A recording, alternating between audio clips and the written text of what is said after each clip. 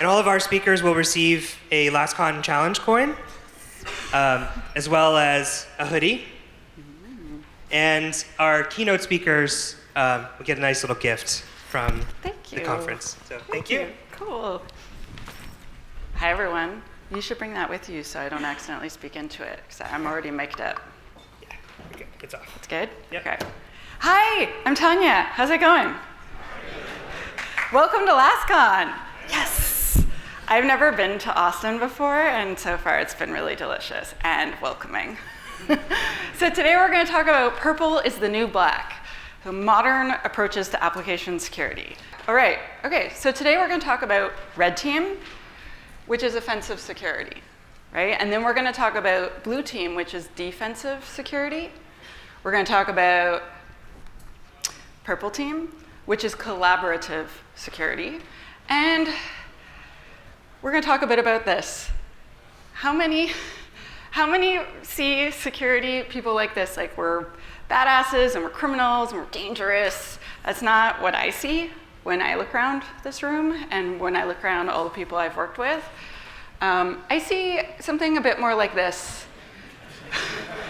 I personally feel that like what we do is a noble profession. We're protecting people. We're helping developers make more secure software. That's what application security people do. Who here is a developer or writes code? Yeah, okay. Who here does security? Yeah, see, we should all be friends. Perfect. So that's like the gist of the talk. This is the mandatory About Me slide where I try to prove that I am qualified to give my own talk. So I like punk rock, and I'm Tanya Janka. This is also me. I clean up nicely. And I'm on the internet, and I'm called She Hacks Purple because I'm a purple teamer, which you will learn all about today. I started my own company, and we're called Security Sidekick. And I get the best title ever. I'm totally obsessed with OWASP. I talk about OWASP in all my talks, even when it doesn't necessarily make sense, because that's my community, and those are my people. I started a thing called WOSEC, so if you're a woman, we have a chapter of WOSEC here in Austin. And it's like women of security, and we just hang out and make friends. And I'm part of the DevSlop team, Sloppy DevOps, that's us. Okay, so hopefully you're like, geez, all right. So these are the 4 things we're gonna cover in the talk. I really like to be super organized when I give a talk. Oh good, Sophos is really upset with me because I won't uninstall Metasploit. We're gonna talk about collaboration, empathy, and advocacy, which I know you're like, I thought this was a tech talk. It's gonna be okay. Then we're going to talk about security tactics for modern applications. So I'm not going to talk about like, oh, how to make sure SQL injection doesn't happen. I feel we should know that. I'm just going to talk about the new, weirder, cooler stuff because everyone else already talks in depth about that. We're going to talk about automating boring stuff. I write code so I don't have to do things twice. And we're going to talk about continuous learning, which is why you are all here today. All right, let's do this. Let's get purple. Okay, so this is a Venn diagram of Venn diagrams. Yeah, I know, I'm a nerd. But so I know you're all at LastCon, so most of you already know a lot of the things I'm gonna say in this very short 2-minute segment of definitions. But I wanna make sure that everyone is with us for the whole talk. Sometimes super advanced talks, they like skip ahead to things. I wanna make sure you're all with me. So just, if you already know this, just take pictures and tweet out the hashtag. What's the hashtag again? LastCon, ASX? ATX, okay. What is AppSec? It's any and everything you do to make your software more secure. So if you are grepping through your source code and removing an old function that you now know is insecure, if you had a pen test and then you fixed the things, if you are just coming here and learning about how to make more, all of those things are AppSec things. They're all related to application security. I said that. Next, what's DevSecOps? So according to me, and since I'm on stage and I have the mic, that's what you get to hear. I believe that it is what AppSec professionals do when we work in DevOps environments. So I know DevOps is supposed to embody security, and I promise I will stop saying DevSecOps as soon as they all promise to only release secure software. So until then, we're at an impasse. So my friend Imran taught me this. He's like, it's just you doing AppSec, but you have to adjust and you have to change so that you fit in to DevOps. Awesome. So what is a red team? So its attackers is offense, right? So it's adversarial style security testing. It's often against production, which is scary. It helps us find real risks. So it's not paper exercise like threat modeling, where you come up with all the things. It's like, what can we actually find wrong now? It's not cheap, and you have to be careful, but it's pretty amazing. Okay, so what is blue team? Blue team are our defenders. They protect us. They ensure our defenses are effective. They make sure we have defenses. They are the people that do the monitoring, the logging, the patching, the bug fix. They do all the things that make life good and smooth. Okay, so then what's purple team, right? So according to me, it's collaboration, empathy, and advocacy is part of it.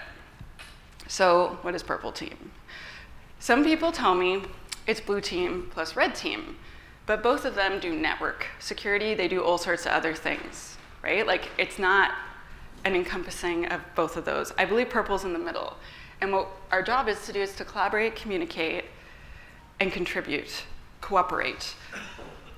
That bridge in between the developers and the security team that make them get along and work well together instead of having coffee at separate coffee houses.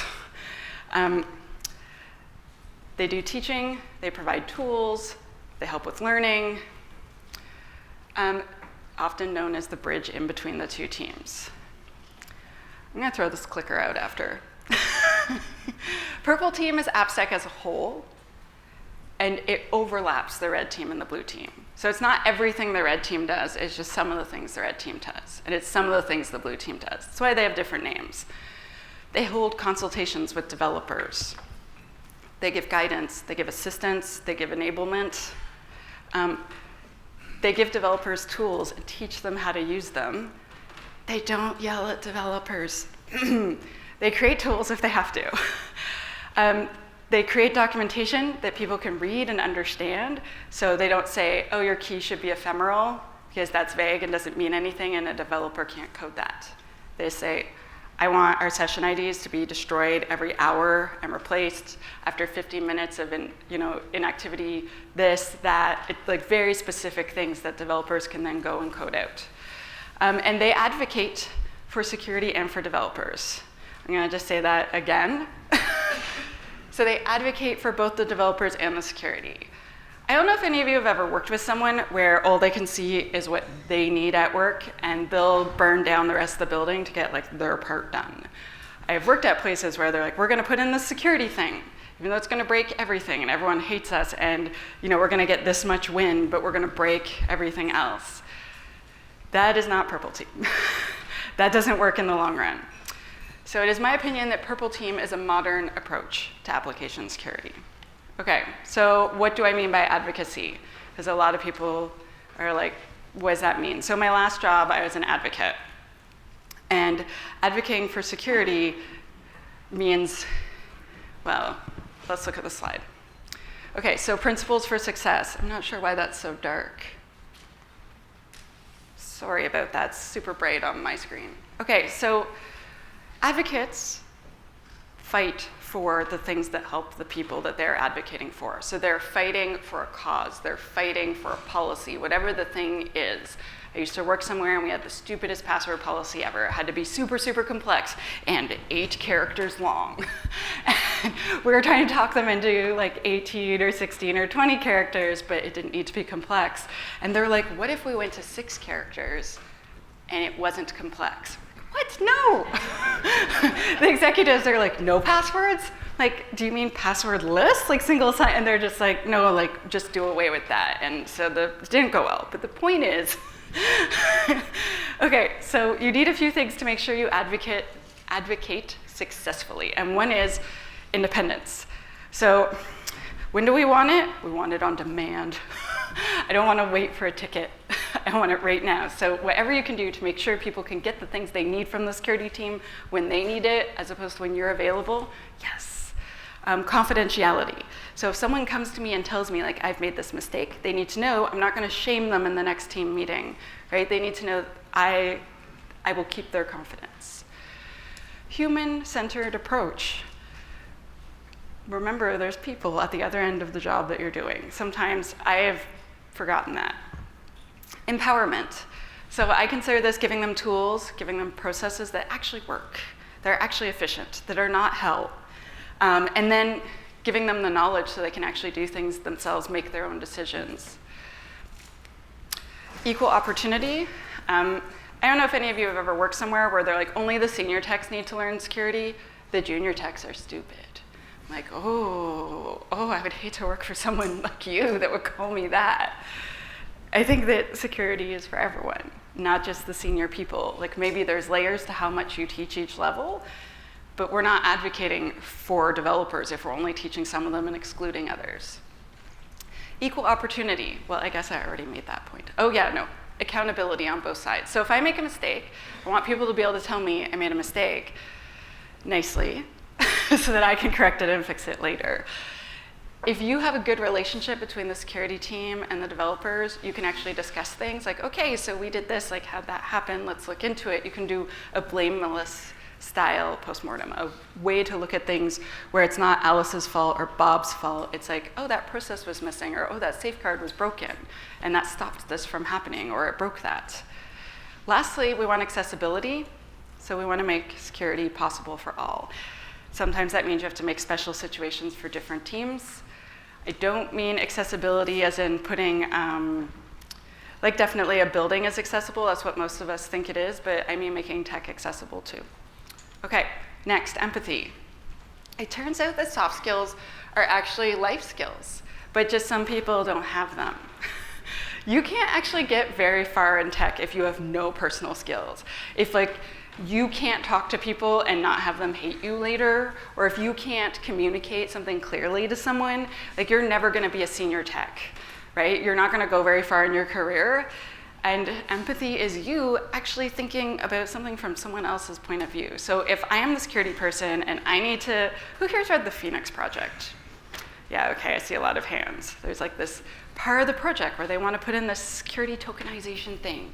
And the security team's like, well, we just need it. And then it broke everything under the sun. And they just kept pushing and pushing, and they just didn't care because they couldn't empathize with all the other teams that maybe this wasn't the best win for everyone. Okay, so now I want to talk about idols and how we're totally obsessed with hackers. So I believe that our community is obsessed with hackers, and so is the media. I believe that people are, like, really, really interested, a lot more interested in hackers than I am personally.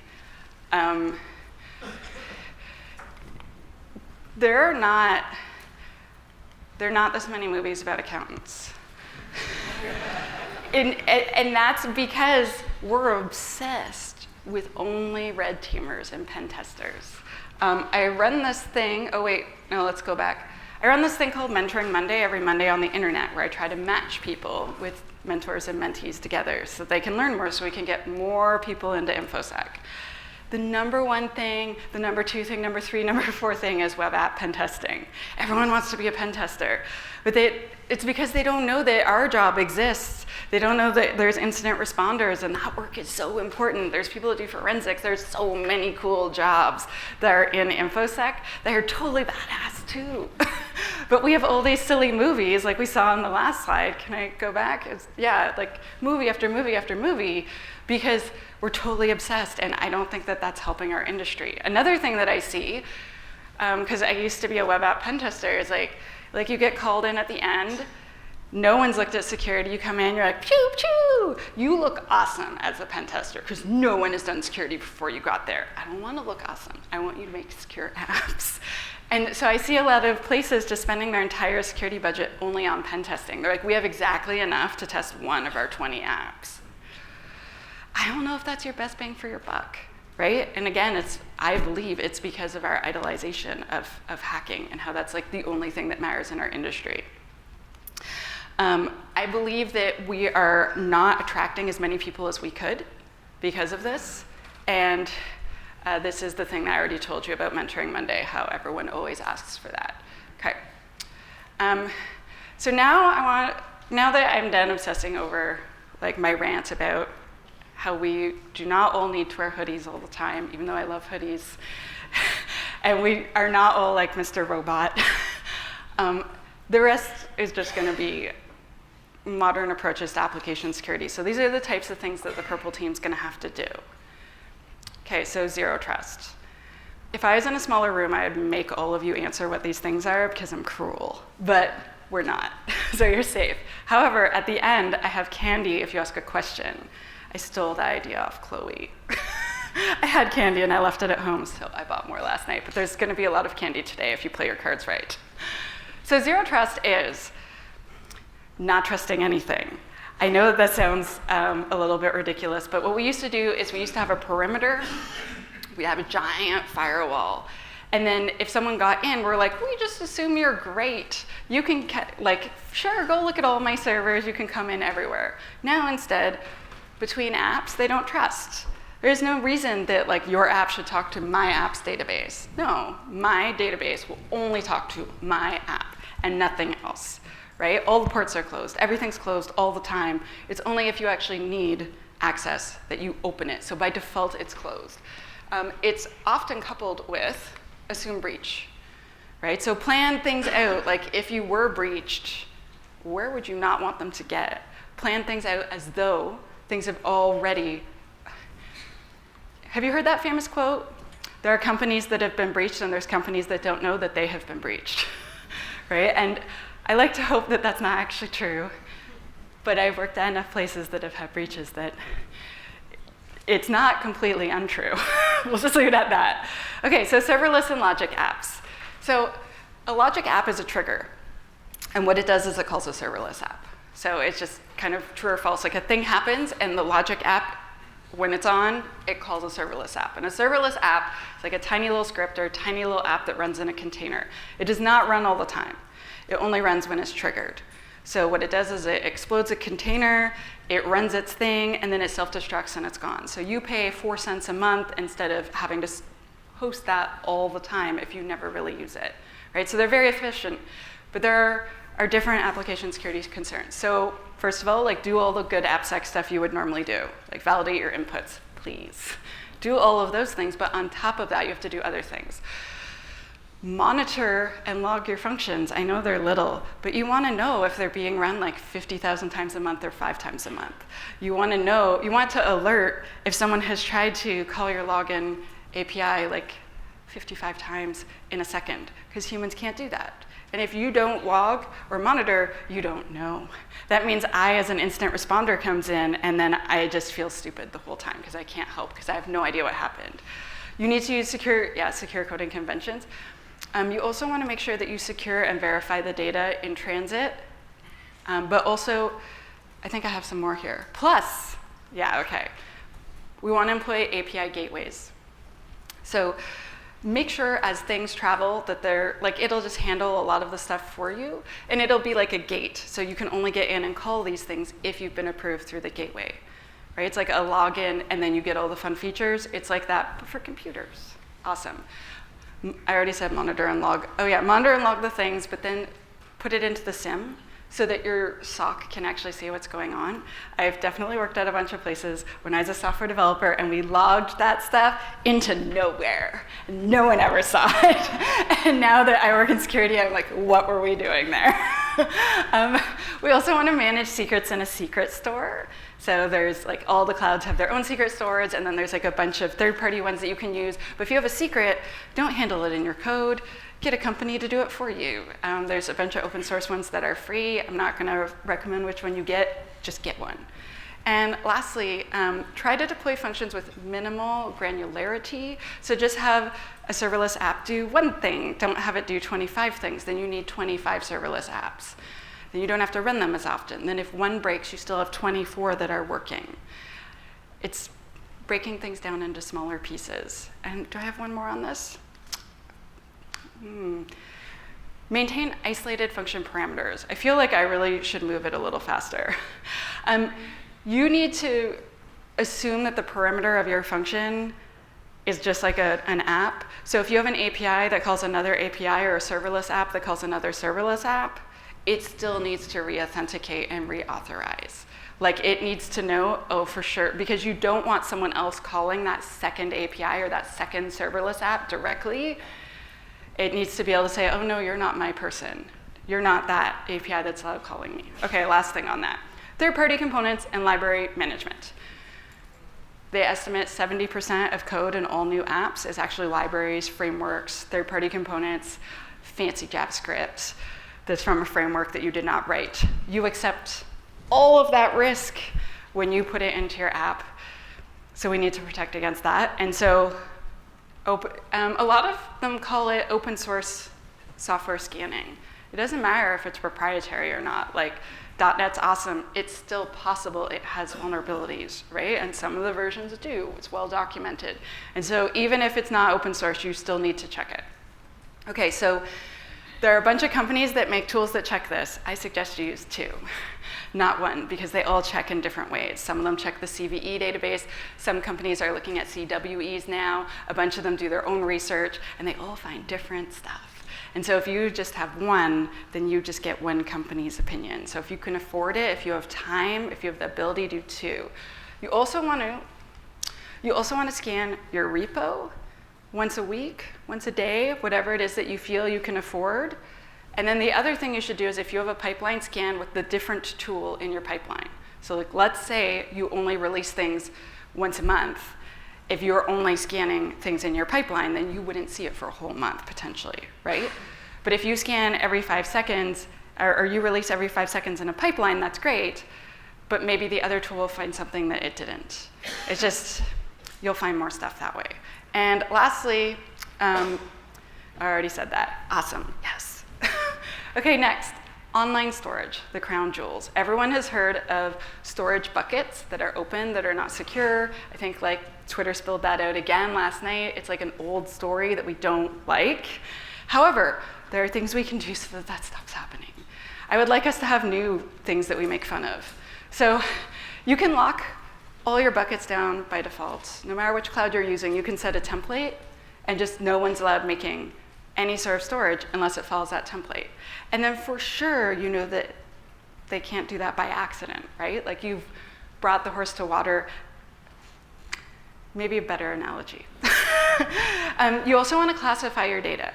You want to classify it as like, this is top secret, this is public, et cetera, so that when I, as the incident responder, come in, I know how bad my day is. It really, really, really helps. I have definitely been called in and seen, oh, all of that is publicly accessible data. Awesome. So like everyone can chill out a little bit. Like it's still bad, but it's not as bad. Again, you want to monitor access, file integrity, port sniffing, et cetera, with alerts. I know everyone's like, it's just storage. Storage is really important. All your important stuff is there. Okay. Lastly, well, not lastly, containers and orchestration. So a container is the smallest part of an operating system that you need to run whatever your app is that's running on it. So while Windows might be 2 gigs of hard drive space and 2 gigs or more of memory, you might have a container that only needs 2 megs of data of hard drive space and then like 4 megs of memory. It's so much smaller, and it's just the core parts that you need. Right? And then orchestration is management of all that, deleting them, launching them, all of those things. I imagine like a magical thing in a cartoon where everything just comes up and music plays like Disney. So again, follow all the same security network things that you would do. Plus, there are new configurations and you have to learn them. Sorry. There are going to be new tools to scan these things. Sorry. There's new types of vulnerabilities to watch out for, but it's a lot of the same stuff. It's just different, if that makes sense. More.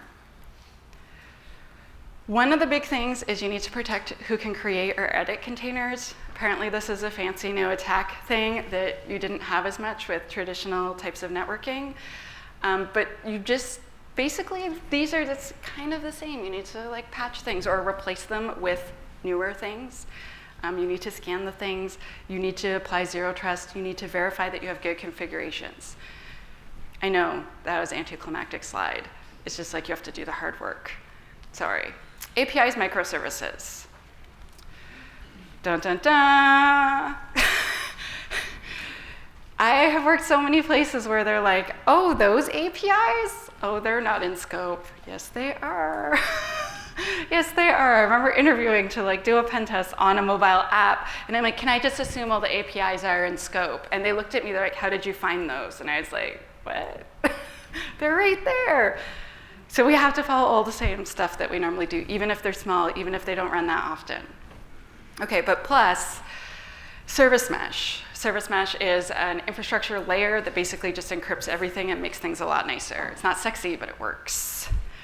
Standardization or templating for your org. So if everyone follows the same templates, all the APIs talk the same way, life could be a lot better.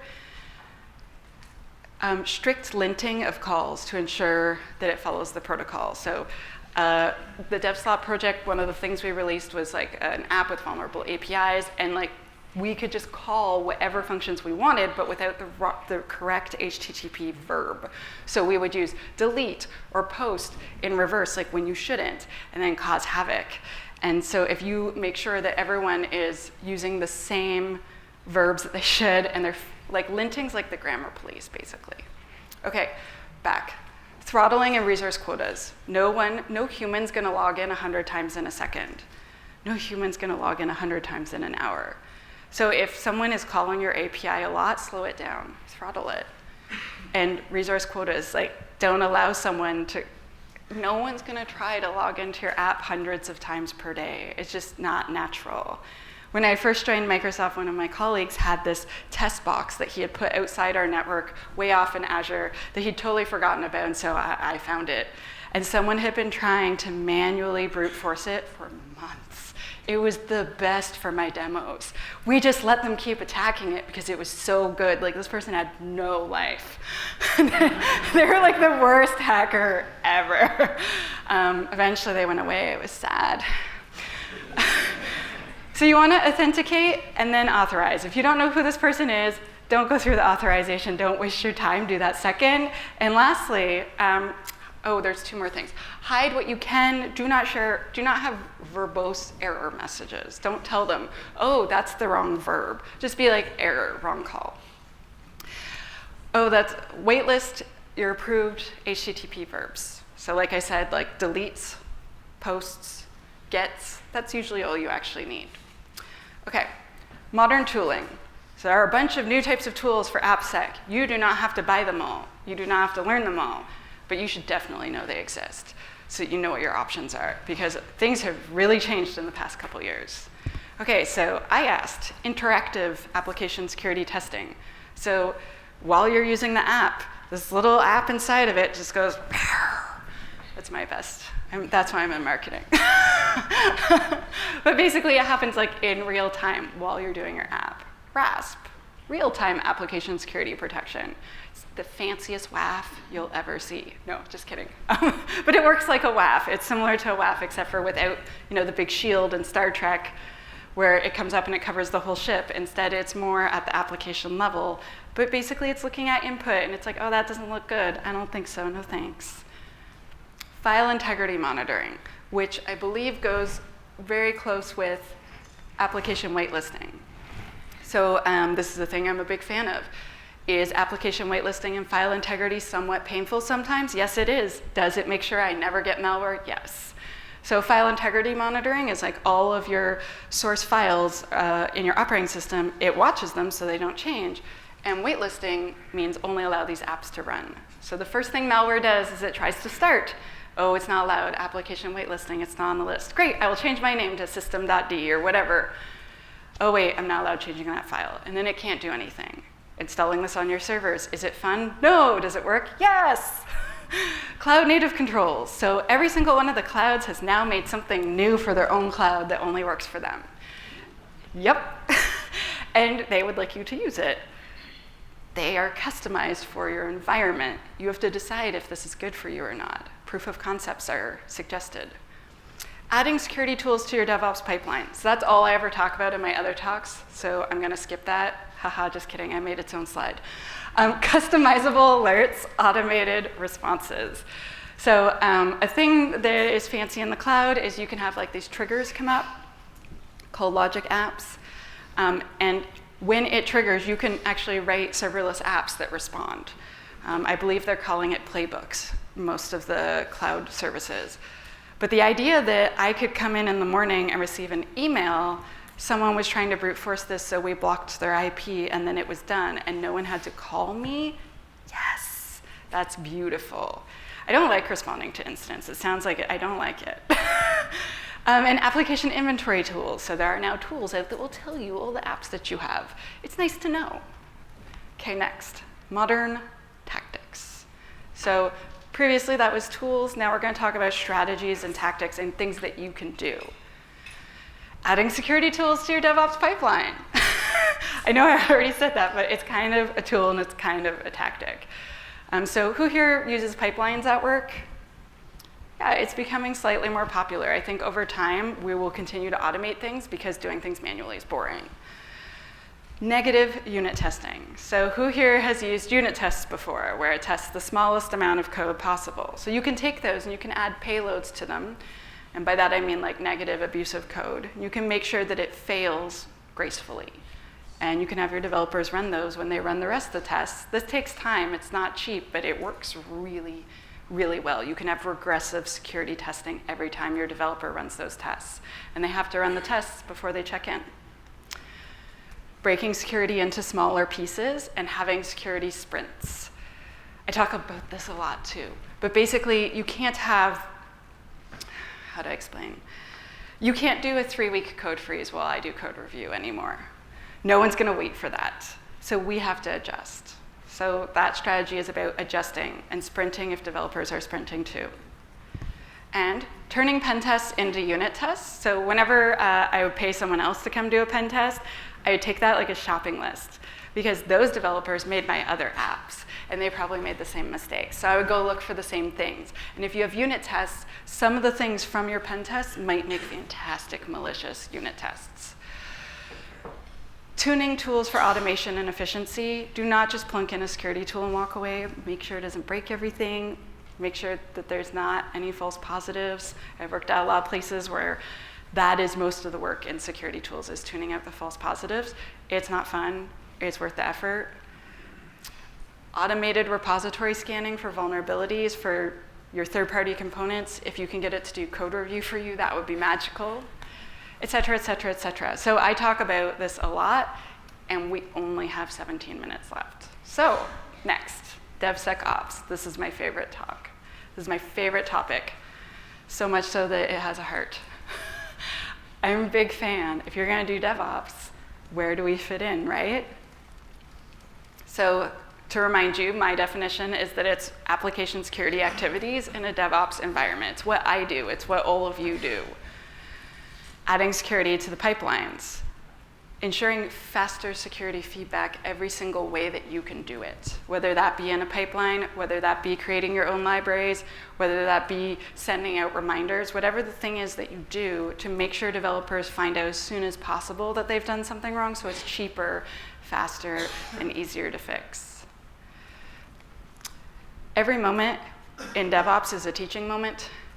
If it's good or if it's bad, I make mistakes. I don't know about you, but I am only a mere mortal. I have made errors probably today, and that's okay. But the key is that we learn from them and we do better the next time. And if you take every single thing as a learning moment and like hold a lunch and learn or teach people. The first time I was somewhere and they did that, I hated it. We had an incident and it was awful. It was so bad. Bad things happened. Oh, it was so embarrassing. And my manager insisted on holding a lunch and learn with the developers and telling them about it. All of the badness. I'm a perfectionist. I found that really hard. All those developers from then on wanted security training. All those developers from then on were like, we're never making that mistake ever again. They fixed all of the things I asked them to. All of a sudden, I had this army behind me of people that had bought in. And I was like, you know, they're going to think we're idiots. And my manager is like, just trust me. Trust me. And he was right. Weaving security into the process for speed, ease, and efficiency, wherever you can.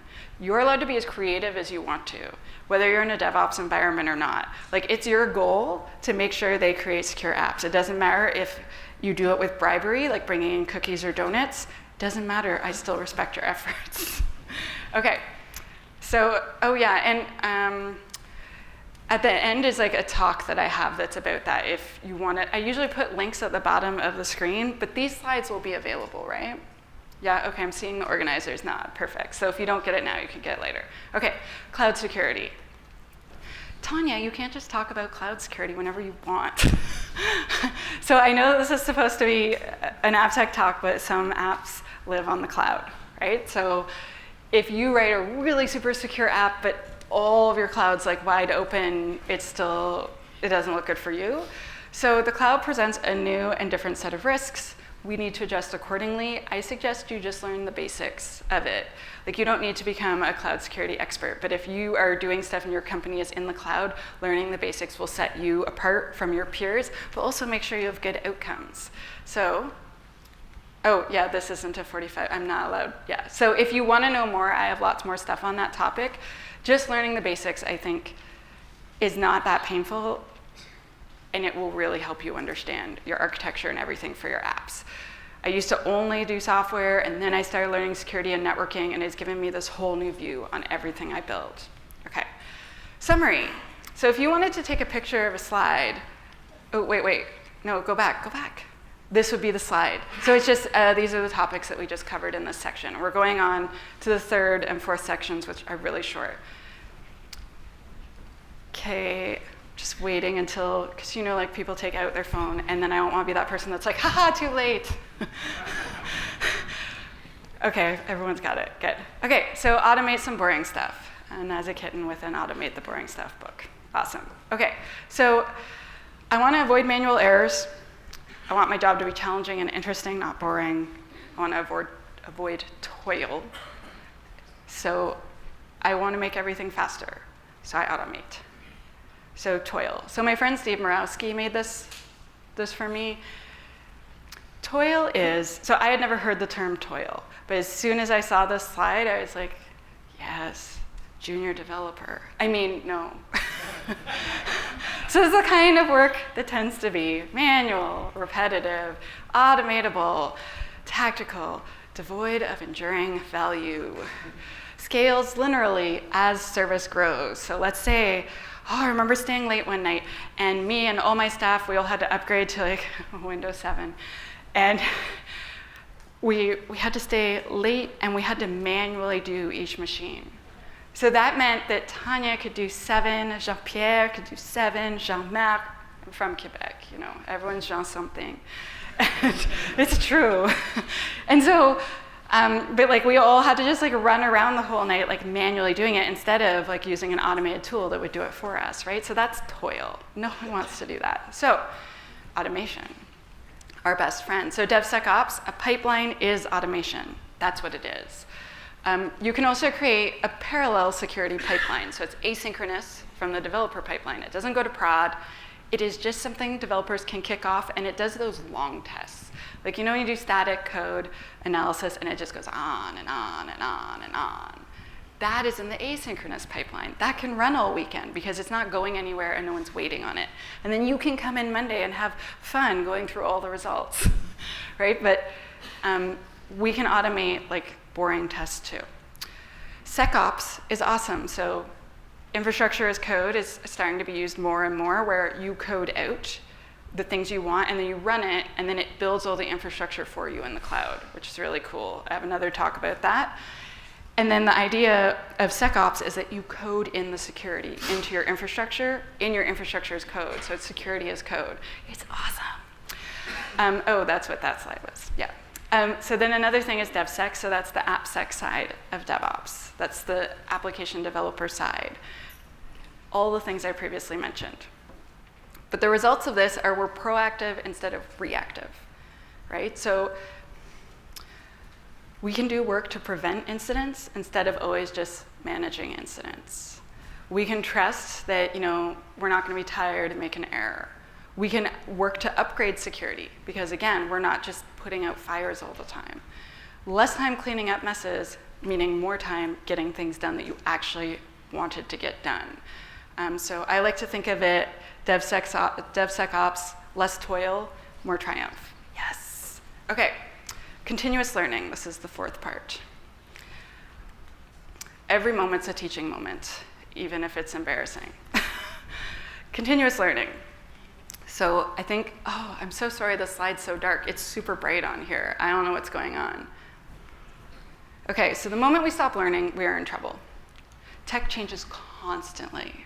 I took almost a year off to learn French. And when I came back, things had changed. You have to keep learning all the time or you're going to be in trouble.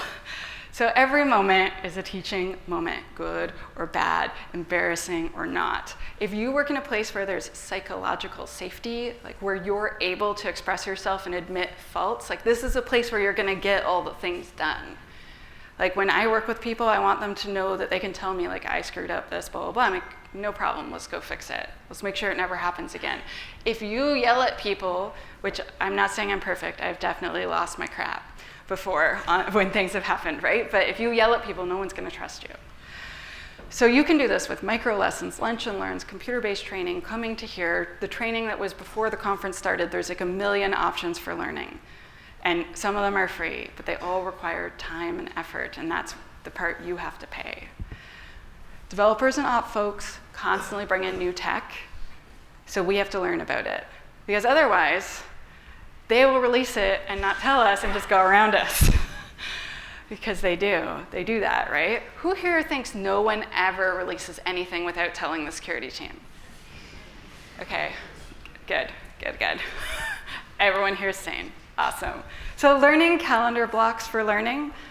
If you set like a weekly reminder every Thursday from like 2 till 3, like that's your time, you might not do it every week, but eventually you might make your way through a whole bunch of certifications. I ended up taking a bunch of university courses doing it that way. Job shadowing, mentoring, on-the-job learning. I'm a huge proponent for learning from others. Sharing info with other teams, so if you make a mistake or if you win. I'm a huge fan of celebrating wins. On my Slack channel at work, at the past bunch of places I've worked, I make a winning channel, and then we just brag to each other like, yes, I smashed that bug. It's awesome, and it helps encourage you and the rest of your team. Wow, this clicker. Metrics-based training, design lessons, and issues that you've had. So everywhere I've ever worked, I'll go and I'll look at all of the basic, like all the scanned results that they've had, find the top 3, and then I make lunch and learns on them. You can do this too. I'll just tell you the answer right now. 2 of the top 3 are always cross-site scripting and lack of security headers. So you could just start with those now. So you could just go on Monday and do that.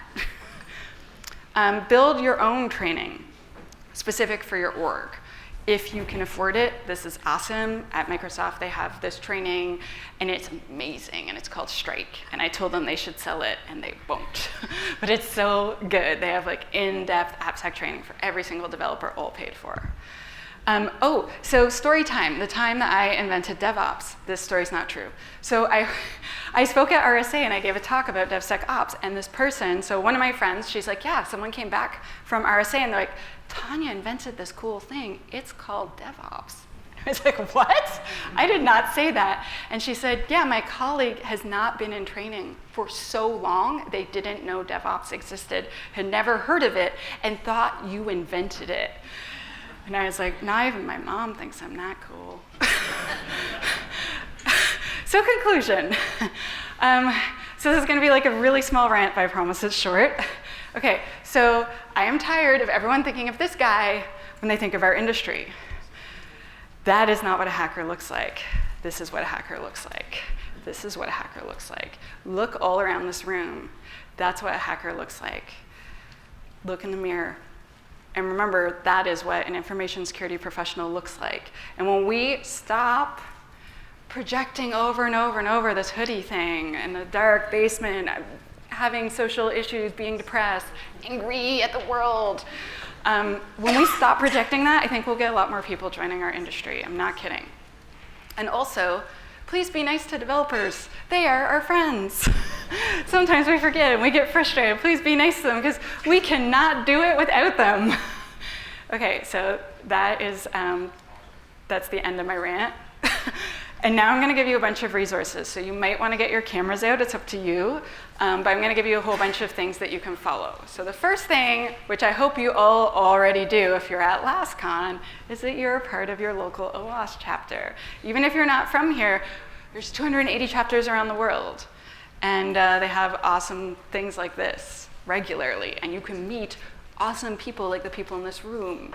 And it's free to participate, and that is wonderful. If you're a woman or identify as a woman, WOSEC welcomes you. It's like a safe space for women / we go to big events together, so none of us is the only woman there. It's nice to meet friends. There's a chapter in Austin. There's chapters. I don't even have all the chapters. We have like 30 now. I didn't update this slide. Mentoring Monday, every Monday. So if you are, okay, so who here has worked in security 2 or more years? Congratulations, you are qualified to be a mentor. I appeal to you to look up this hashtag on Twitter and answer someone. Point them at a book, offer to have a virtual coffee with them. When we let people know we want them in this industry, they're so much more likely to stay, and like you reaching out to them could be that thing that brings a new person in. Resources, me. You could follow me. I have a YouTube channel and a Twitch channel and a Twitter and a link. I have all the things. I even have a newsletter. And I just release free content all the time. And lastly, I just started a new company, and we are also going to release free content all the time. So every time I teach someone how to fix a bug, I'm going to make a video for everyone, and all of it's going to be free. So if you are interested in that, we do that too. And lastly, summary. What have we learned today? We have learned what Purple Team is. We're all experts. Who here is Purple Teamer now?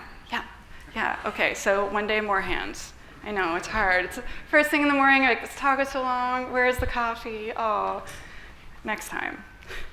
We've learned about collaboration and how if we don't do it, we're gonna be in trouble. And we've learned about a bunch of modern tools and a bunch of modern practices for the win. That's what that stands for. And now I'd like to thank you for your time and attention today. I appreciate you sitting through this.